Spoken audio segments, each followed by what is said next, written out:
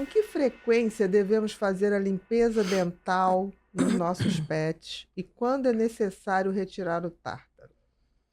Isso depende muito de animal para animal, de espécie para espécie. Nós, humanos, cada um tem um acúmulo de É tártaro verdade. diferente do outro, depende do pH, né, Da saliva. da saliva.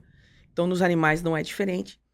Então, assim, começou a ver que tá começando a sujar de 6 em 6 meses. Tem caso, tem animais que eu faço de 1 ano em ano. E existem produtos, sim, para manter por mais tempo sem tártaros. Eu não acredito nos produtos milagrosos, aqueles que tá lotado de tártaro, você espirra alguma coisa, como tem propaganda, né? Isso, para mim, não tem nada a ver. O que existe é o seguinte, você vai, faz uma asepsia dentária no seu veterinário de confiança e depois começa a usar um mutador de pH. Que nada mais é do que um mutador de pH.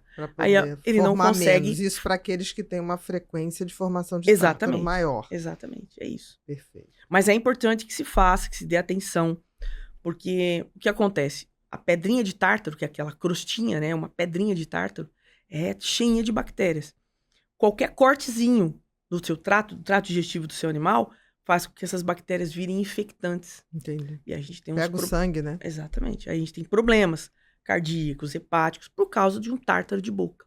Então é bacana manter. De 6 em 6 meses. Ou então, se for um formador muito grande, ter essa prevenção. Exato. Né? Exatamente. Cuidado a E uma mais. coisa bacana é ossos, né? Você comprar, não aqueles ossos que desmancham, ossos reais, sem o tutano, aquele que você enxerga.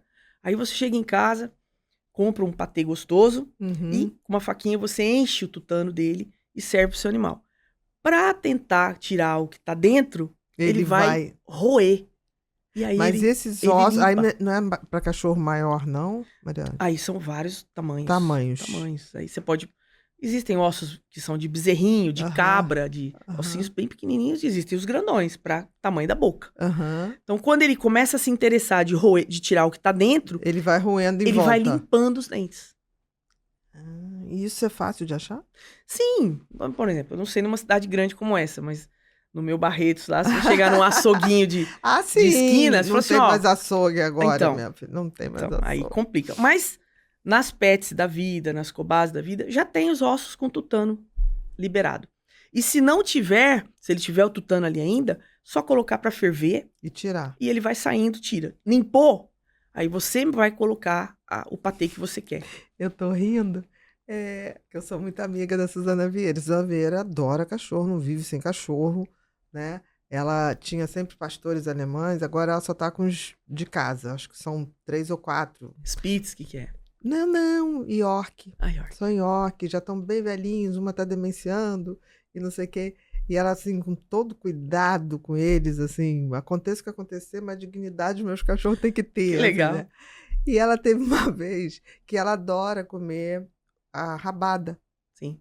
E ela tirava aquela coisa e chupava. E aí teve uma vez que ela teve, tipo assim, os bichinhos estão olhando, estão querendo. Deu, minha filha, de madrugada, era uma diarreia em todo mundo. Ela teve que pegar todo mundo, pegar o carro, internar, e ela pra mim, Aninha, você não sabe o que aconteceu. Eu dei rabada, eles chuparam tudo. Eu falei, aquilo tem muita gordura. Muita, tá todo soltou mundo tudo. Se cagando, pelo amor de Deus, meus bichinhos.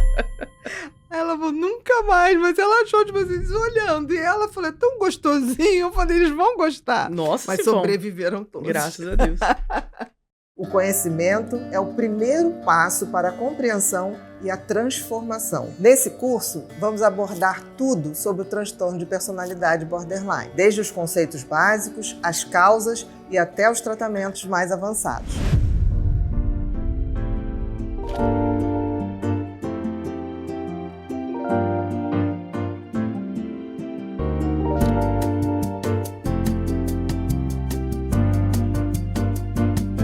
Eu estou ansiosa para começar essa jornada de aprendizado com você. Vamos lá?